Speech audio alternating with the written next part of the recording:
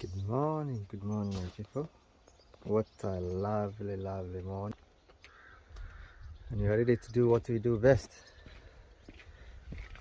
our morning dose. Let's go for a run, shall we?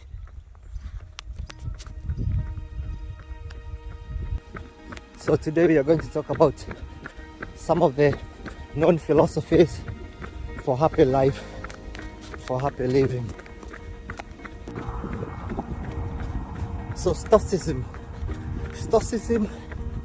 teaches us to stop blaming the world, stop blaming each other, and become a doer. If you see something is not right, instead of complaining about it, figure out how you can solve it.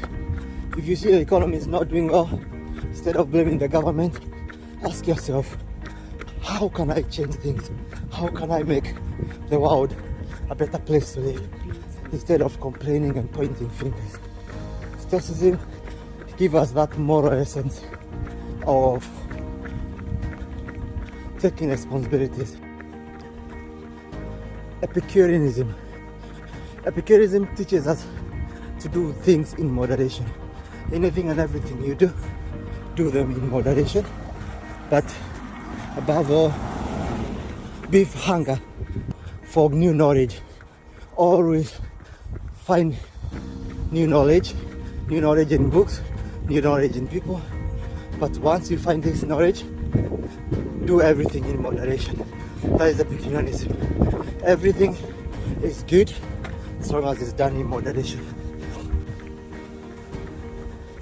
Taoism teaches us to have three things. First one is simplicity, compassion, and patience. So once you go and acquire knowledge, understand how you're going to break it down in simple, chewable chunks, so that when you're dealing with human beings, they're able to understand who you are, they're able to understand what you have, they're able to understand you. But when you're dealing with them, practice or exercise compassion, understand and empathize with what they are going through. Of course, you can't sympathize with people, but you can empathize, you can try to put yourself in their shoes. And once you understand, for example, their pain, you're also able to practice a bit of more patience. And the reason a lot of people are not successful is because they don't have patience.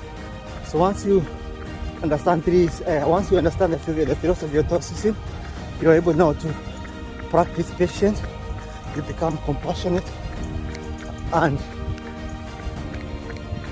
you show simplicity in the way you break things down and the way you explain things. Being complicated and having jargons and vocabulary that people don't understand is not a show of how clever you are. It actually makes you look stupid if you're too much. So philosophy of hedonism talks about doing what you like or doing what pleases you. So this is almost you're creating a bucket list and knowing these are the things that matters in life, these are the things I like doing, or even do them for free. And once you understand what they are, start following them. And this is it's almost in pursuit of pleasure, because the moment you start doing things that you like, things that you love, you are in essence living a happy life. Because again, you only have one life and you have to live it to the fullest. David Foster Wallace's philosophy, he explains that we can only achieve happiness if we are in full control of our thoughts.